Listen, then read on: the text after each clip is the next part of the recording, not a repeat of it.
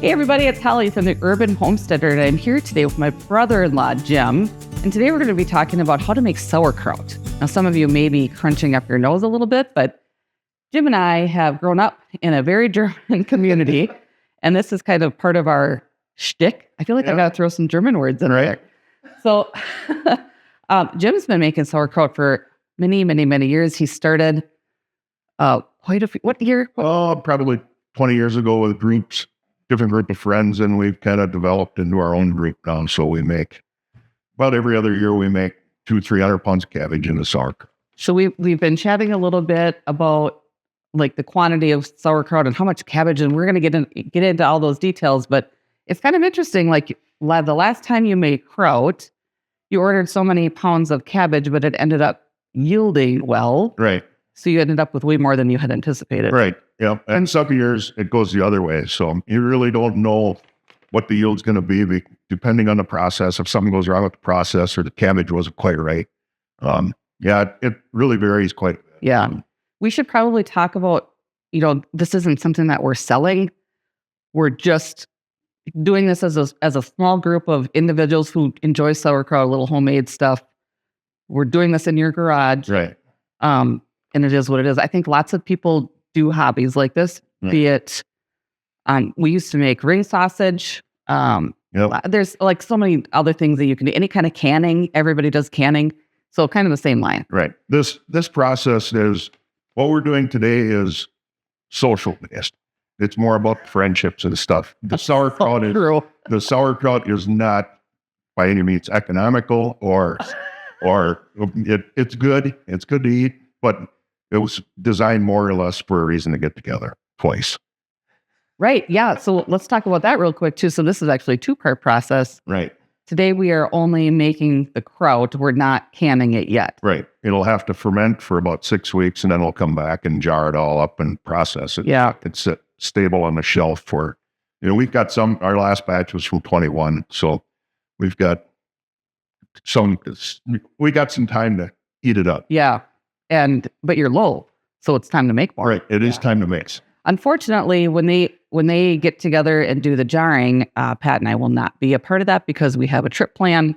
So unless the fermentation process takes a little bit longer, right, we may be able to get it a jarring. We're not totally sure yet, but we're planning on not being here. We're planning on the date is the date. So yeah, we don't want to move that around because it's too much of a headache. So okay, so let's start from the beginning. Okay. So my sister Heidi put together this handy dandy list of here's what you got to do in order to make this day happen. Right. But even before set the date, it was like, who wants to do it? Right. So we just kind of threw it out there, and this is the wrong time of year to be doing it. We're buying it not from a farmer's market or not growing it ourselves because it's November in Minnesota. So we are getting it from the grocery store because we all camp and we don't want to make sauerkraut during camping season. Yeah, we use our summer for different activities. Right. So we basically threw it out there in July. Who wants to make sauerkraut in November? And got a rough group of people together. And then when the date got closer, I sent out a text saying, all right, who's making sauerkraut? And we ended up with 20 people are helping make sauerkraut today. In theory, we don't know who's all showing up. And the majority of them are rookies. Right. Yeah. So myself included. Right. So then once we know who's going to be there, I asked, how much are we going to make? Everybody put in a request for quarts, pints, half pints. Sure. And then we, right. And then I figured 2.5 pounds of cabbage per quart of sauerkraut. So we roughly came up with a number of about 270 to 300 pounds of cabbage we're looking to process today. Which sounds, to me, as a rookie, a crazy amount of cabbage. And it kind of is. But when you divide it among all those people, it's not that big of a deal. And it's a year or two supply. So, next July we'll say, who wants to make sauerkraut? And if there's not a consensus that a bunch of people want to, we'll skip it. Yeah. So from there. Pat and I only ordered 6, what did we do? Pints? Quarts. I think we did quarts. And we have no idea like how long that's going to last us because we've never done this before. But we also really love Reubens and just doing kraut and crock pot and, the whole German thing. So I don't know. We'll have to see. Maybe next time we will add to our order, and then that'll up the cabbage order and all that stuff. So, okay. So the date's been set.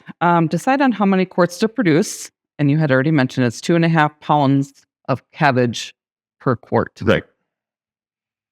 I don't know. The math just seems weird, but obviously you know what you're doing. Well, no, I know. Let's have the disclaimer now. This is how we do it.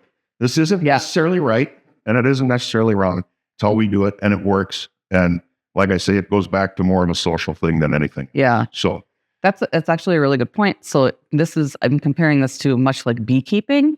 You guys have seen Carrie and I with our bees. It's a process how we've done it. Doesn't mean it's right. Doesn't mean it's wrong. It's just the way that we choose to do it. Same thing. Good. Yep. So bottom line is you get a product at the end of the day that you enjoy. Right. That's some good memories. Yeah. Okay. Well, that's for sure. We've already started the memory making yesterday. Okay. Let's see here. So then you're going to find enough. You need 5-gallon pails. So let's talk about why you don't use crocks and why you use pails. We process everything in the garage, and then we carry it into the basement and let it ferment. And I don't know how many of you have carried crocks down into a basement full of sauerkraut, but it's an unpleasant experience, to say the least. So I can't even carry an empty crock, let alone one that's full of kraut or full of cabbage. So that's not going to happen here. Right. So we use clean plastic pails. I get food grade pails from, a lot of times I'll call a restaurant and get them like a pickle pail or something. And then we wash them, rewash them, and then put a clear plastic 13-gallon garbage bag inside of that pail. And then after we get the sauerkraut processed, then we'll put the kraut in the plastic bag, and we'll go into that. Yep. Okay. So that's just stuff. These are the things that you need. You also need salt. Yep. Just canning pickling salt, 1 pound for 40 pounds of cabbage. So easy. 2 ingredients. Right. And a little bit of manpower. Right. Oh, it's pretty cool. Let's see. Then you're going to pick up the cabbage. So we've got, is Dennis picking that up? Dennis is going to pick the cabbage up and some salt up so that we're ready to go here in a couple hours. Okay. And then, so I did not know this part of it. You have to peel off the outer leaves and save them. For why? Well, what we do is we core the kraut, we core the cabbage and peel the leaves off, and then quarter it, and it'll run to our shredder. But we save the leaves, throw the cores away, save the leaves. The very outer leaves we'll throw away. And then there's a couple of layers of leaves they're outer leaves. They're not the good cabbage leaf yet. So we'll save those medium outer leaves. And after we get the sauerkraut packed into the 5-gallon pails, then we'll put the leaves back on top and fold the plastic over. And those leaves will actually take up the rotting process that's in because the sauerkraut will ferment, but there's a certain layer that will be exposed to the air, and that'll rot. And if you use leaves, you don't end up ruining your good sauerkraut. So we were joking yesterday, more so the ladies in the group when we were chatting yesterday. It's like, who in their right mind many years ago decided let's ferment some cabbage and eat it later? Right. It's weird. Yeah. And it dates back to, the early times in Germany, and they had to come up with ways to preserve that food. And there was no refrigeration, obviously. So this is what they came up with. Salt has been used to cure foods forever. And so I guess that's how it started. That's the story that we're going with. But I'm saying it with confidence. It must be true. You just said that you were going to throw away the cores. I have another idea. Yeah, you want to feed them to some chickens? I do. Okay. Well, I have a 5-gallon pail you can fill up. Fantastic. So you guys are probably going to see that in the future episode too. Who knows? Right. So let's talk a little bit about the shredder. Okay. So the shredder. This is unusual. Right. Yeah. A friend of mine, co-worker, in-laws, used to own a restaurant in Klossner. And when the Klossner house closed, it was available. And so my friend acquired it, and we have borrowed it out to some guys that are very mechanically inclined. And so it got bearings tightened, blades sharpened, electrical cord replaced. It's an oldie but a goodie, and it really saves your fingers from having to slide on on the slicer board. I just think it's super cool that you have acquired that. And I know that there can't be another. There are many of them. No, it's an Do it. but And then to be having it in your garage and you just keep it here? no, Dennis keeps it. Oh, he said, it's in house close. He's got a store. Okay. But he lets you borrow it. Right. Awesome. He will be here. Yeah. And so I will be kind of showing you guys the process as we get going. Right now, we just kind of wanted to describe it and let you guys understand what the deal is going to be. And it's so hard for me to know because I've never done this before. So I'm learning along with you guys. Okay. So you put the shreds in the bucket. Yep. And we have they're actually horse feeding pails. We don't feed horses corn. Oh, good. Right. So they're fairly clean. No, they're clean. And then you put cabbage in and a pound of salt. So 40 pounds of cabbage, pound of salt, and then you stumpf it, which involves kneeling on, if you're lucky, a foam pad and punching cabbage until it froths up. And you kind of get a feel for how juicy it gets and how a little bit of froth on top. So as a rookie, I'm not going to have a feeling, but you'll be there to guide. Somebody will be more than happy to say, that's not enough. Keep going. And to tell me what to do. And I've heard that's a little kind of exhausting. And it's kind of tiring. And when you're sick of it, you have to say you're sick of it because then you have to go for a couple minutes yet. Sorry. Yeah. So I know that we had talked about doing stations, like for all the rookies to experience all of the different parts of the process. Yeah. Probably Noted. not that organized. Well, that's the goal. Right. But noted, I'm not going to be volunteering for the stumping part of it. Well, that volunteering is an option. Is it voluntold? Yeah. Yeah. Fantastic. How would you like to be part of this?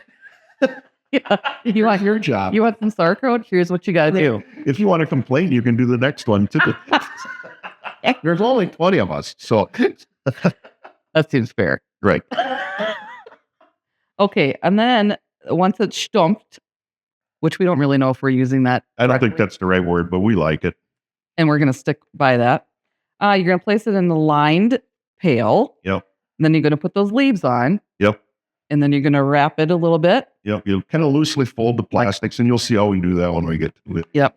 Like kind of loosely fold the plastic bag back over the top of the cabbage and the leaves, and then you put a wooden disc on top of that we put in a Ziploc bag strictly because that way that the juices aren't getting on that wooden disc, and we can use it again in a couple of years. Dennis, make those discs. Clint did. God, see, it's just so cool if you get the right people together. Everybody plays a role. Yep. And I just sent out a text that said, "This is what I need," and Clint said, "I'll do it." So. Good group. Right. Okay, so you put that, and then you put a pail of water. What I just learned this morning with the pail of water, just like an ice cream bucket. An ice cream pail, about 3/4 full, I found is about the right way. And you set that on there, and as the sauerkraut ferments, it will actually push the juices up over the top of the wooden disc, and up into the maybe you get an inch of juice on top. And then as the kraut ferments, the juices go back in. So, and then is that when you know it's done fermenting? How do you know? About 6 weeks. It's just a time thing. Right. And years ago, people would put the kraut in the crock and down in the basement, and they would just go down and they would fold that yuck back, scoop out the kraut they wanted, and then push the yuck back over the top of the good kraut. That's bizarre. Right. Yeah. We don't like to do it that way. So you've tweaked the method a little. A bit. Yeah. Yeah. But I think for the better. Right. Yeah. I would imagine if back in the day those folks had a plastic bag, they may use it. Right. Yeah. Right. Okay, and that's really about it. I mean, once it's fermented, then we go into the canning process, which again, I won't be here for, so I'm going to miss it. Do you want to talk a little bit of how that works? We can. I mean, so we'll carry the sauerkraut back up in 6 weeks, and then you take the pail water off, obviously, and the wood disc out, and open that plastic bag up, and the top inch or two will be the leaves, hopefully, and in those leaves will be a lot of rot and mold, just kind of yuck.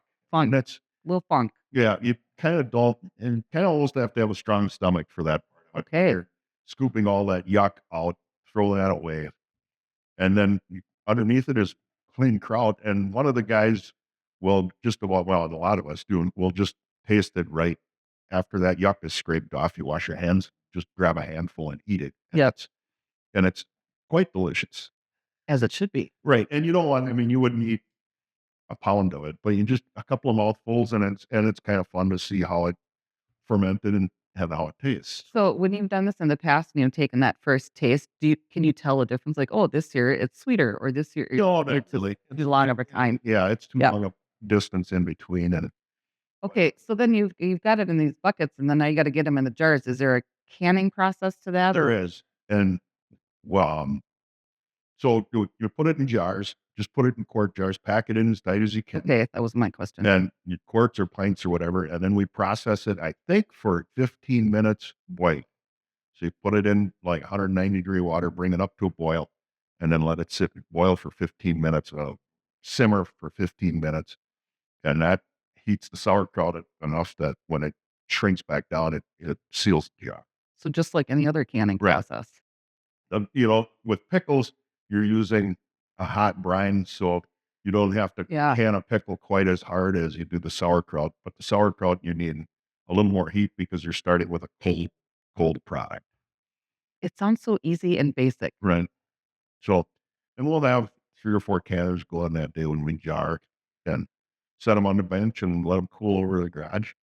So Right. let's talk about like the amount of time that this takes. I mean, yeah, there's been some prep work and we're making it a bigger weekend than it really needs to be, Right. but that's kind of the goal too. That was the purpose. So, but the actual process of what we're doing today, the processing of the cabbage I was shocked considering how many pounds of cabbage we're getting. You said, we're going to start at noon. We should be done by 4. Right. Yep. Hopefully. That's a lot. And we got other things. We do. We only have short time to do it. We got People are leaving tomorrow. right. And then when they reconvene for the canning process, that's just going to be another day. Yeah.